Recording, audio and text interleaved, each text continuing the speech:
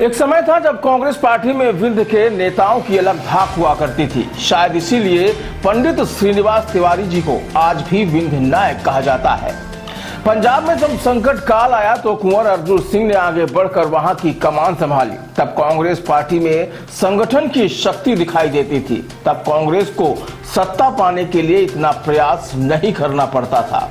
लेकिन आज स्थिति यह है कि इसी विंध्य की धरा में कांग्रेस कई अलग अलग खंड में विभाजित नजर आ रही है। खासकर विंध्य नायक की धरती में कांग्रेस को अपनी छवि बचाने के लिए अथक प्रयास करने पड़ रहे हैं। बता दें कि आज रीवा में कांग्रेस पार्टी का एक बहुत बड़ा तबका विद्रोही होता नजर आ रहा है। एक और राहुल गांधी जब संगठन सृजन के लिए देश में अभियान चला रहे हैं, तब रीवा में विस्फोटक परिणाम सामने आए हैं, जिसका अब उल्टा असर दिखाई पड़ रहा है।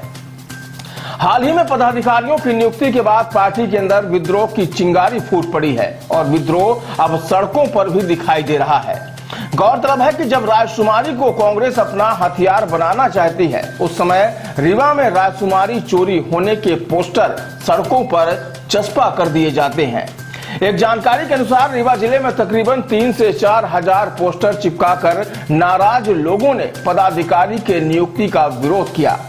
वहीं मुस्लिम समुदाय के नेता कांग्रेस में अपनी हिस्सेदारी जानने के लिए भोपाल तक पहुंच गए, तो वहीं एक दूसरे समुदाय ने अलग से होटल में बैठक करके अपने शक्ति को बताने का प्रयास किया।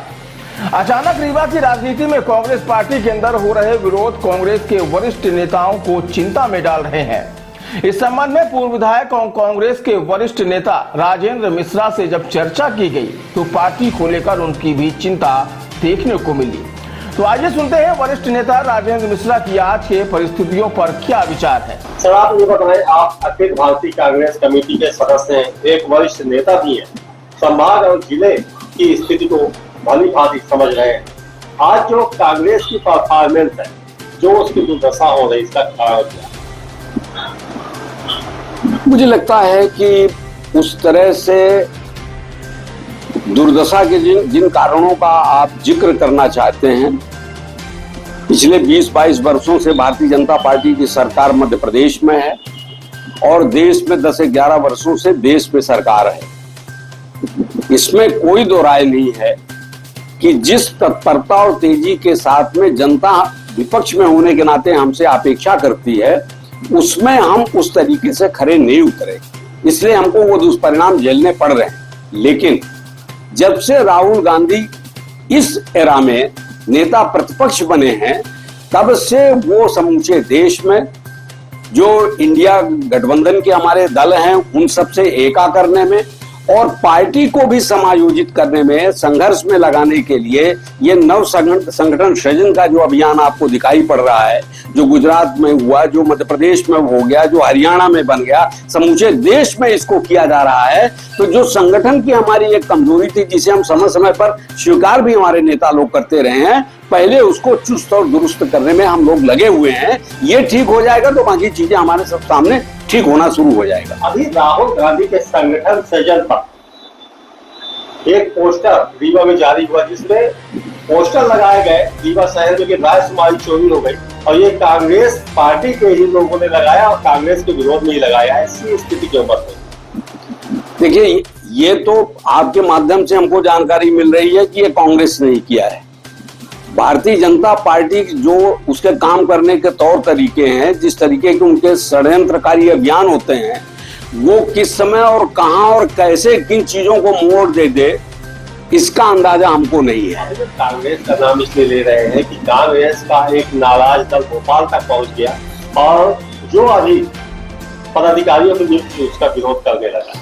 किस दल में कब, जब संगठन की बात आती है और नया कोई संगठन का सृजन होता है, बनता है, तो थोड़े बहुत मतभेद, थोड़े बहुत कठिनाइयां, थोड़े बहुत उसको सामंजस्य बिठाने का काम हर दलों में चलता है।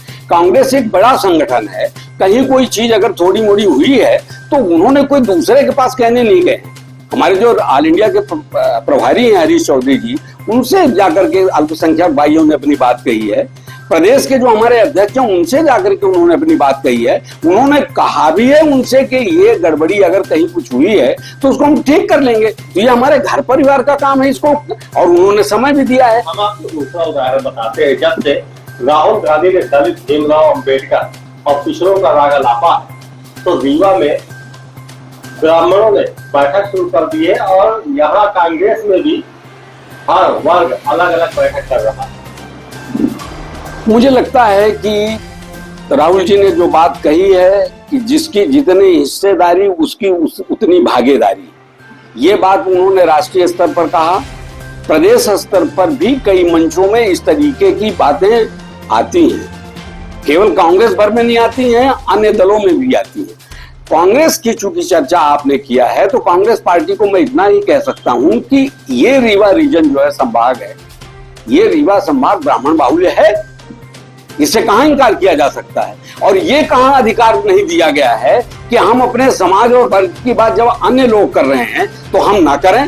जब पार्टी की बात आती है तो पार्टी में कोई वर्ग कोई समाज नहीं होता। कांग्रेस पार्टी वही पार्टी है जिसने देश पे राज किया है, कई वर्षों तक किया है, कई दशक तक किया।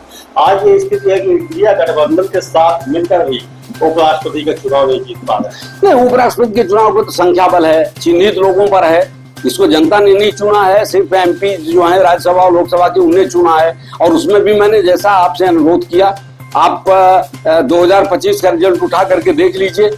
जगदीश धनखड़ जो हैं वो चुनाव जीते थे 528 वोट से, ये जीत रहे 152 वोट से। तो ऐसा तो नहीं है, हमने परफॉर्मेंस दिया है।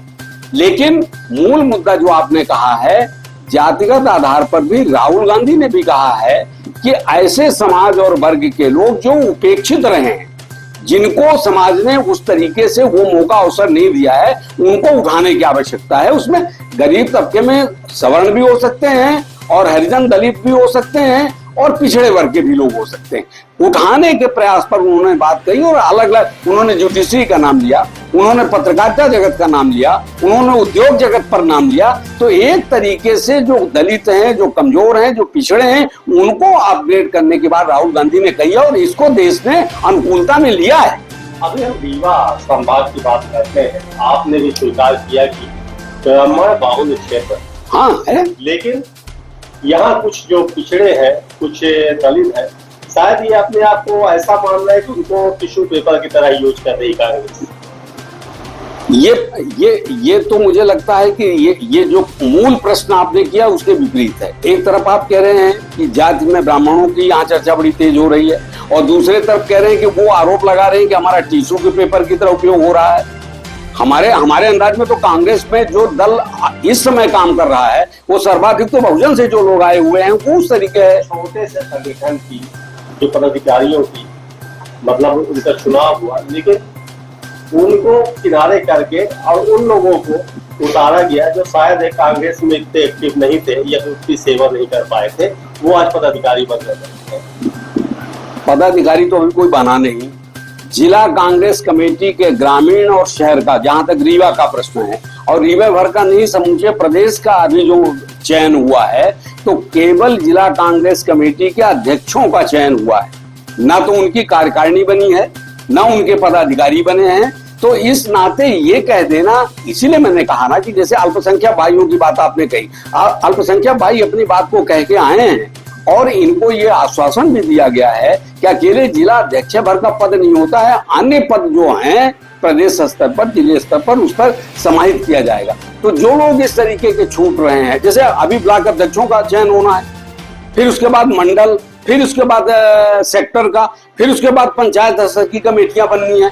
तो जो जिस स्तर का कार्यकर्ता है उस स्तर के कार्यकर्ताओं को समावेश करने का काम सौंपा गया है और ये इसके लिए इनको 3 महीने का समय भी दिया गया है। क्या वो स्थिति आ सकती है जब आप एक विधायक हुआ करते थे, विंध्य नायक श्रीनिवास तिवारी, और यहाँ से पूरा रीवा में कांग्रेस का झंडा दिखाई देता था, क्या मानते हैं कि ये अवसर एक बार फिर मिलेगा?